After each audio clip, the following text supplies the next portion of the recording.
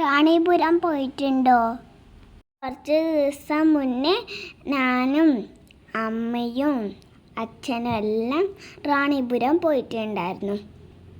നല്ല അടിപൊളി സ്ഥലമായിരുന്നു അത്. ഇത് കണ്ട കാഴ്ചകളാണ് നിങ്ങളോട് ഷെയർ ചെയ്യുന്നത്.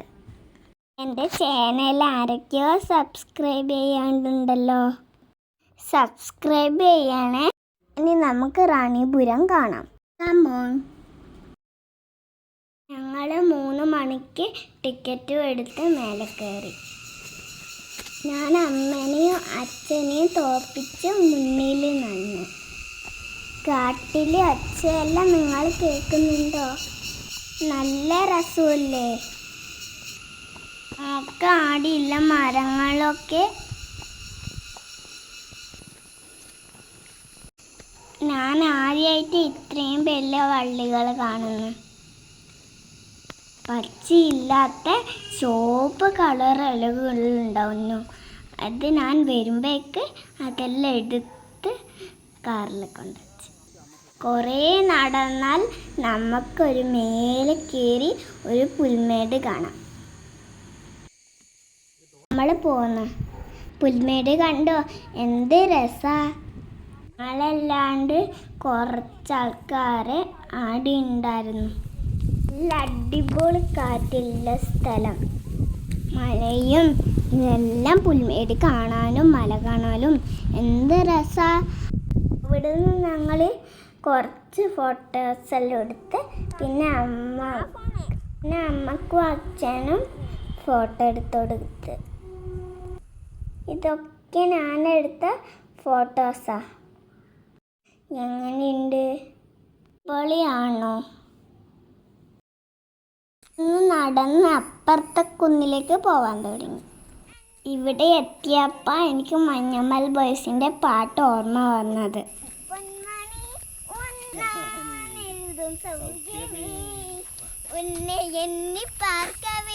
കവിത കൊട്ടത് പാർക്കേ മുട്ടത്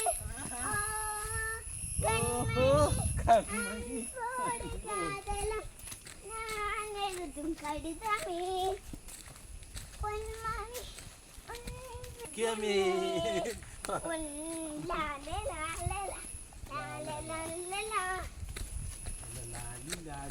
നല്ലോണം കല്ലുകൾ നിറഞ്ഞതായിരുന്നു അവിടെ. ഞാനായിരുന്നു മുന്നിൽ നടന്നത്. ഞാൻ എടുക്കാനൊന്നും പറഞ്ഞില്ല. കുറച്ച് കഴിഞ്ഞപ്പോൾ അമ്മ ഓടി വന്ന് അവിടെ ബെഞ്ചിലിരുന്ന്. ഇനിയുണ്ട്, നല്ല രസമില്ലേ? എനിക്ക് ഇനിയും പോവാൻ തോന്നുന്നുണ്ട്. ഈ സ്ഥലം നല്ല കാറ്റും നല്ല തണുപ്പും എല്ലാം ആയ സ്ഥലം. മഴയത്ത് കാണാൻ നല്ല രസമായിരിക്കും.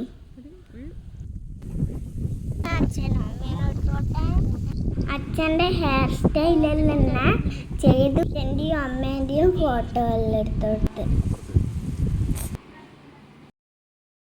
കുറച്ച് സ്ലോ മോഷൻ വീഡിയോ എടുത്ത് ഇറങ്ങാൻ നോക്കി. ഇറങ്ങുന്ന വഴി വലിയൊരു പാറ കണ്ടു. ഇത് കണ്ടപ്പം എൻ്റെ പേര് എഴുതാൻ തോന്നി. ഞാനും അച്ഛനും കൂടി എൻ്റെ പേര് എഴുതി.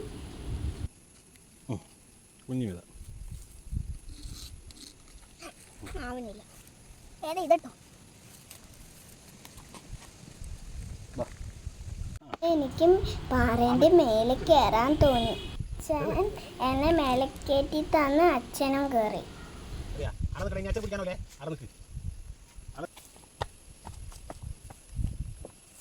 ഞങ്ങൾ മേലെ കയറി എടുത്ത ഫോട്ടോയാ. സന്ധ്യ ആവാറെ ഞങ്ങൾ പോവുക. വീഡിയോ ഇഷ്ടമായെങ്കിൽ ലൈക്ക് ചെയ്യാനും സബ്സ്ക്രൈബ് ചെയ്യാനും മറക്കല്ലേ. ബൈ.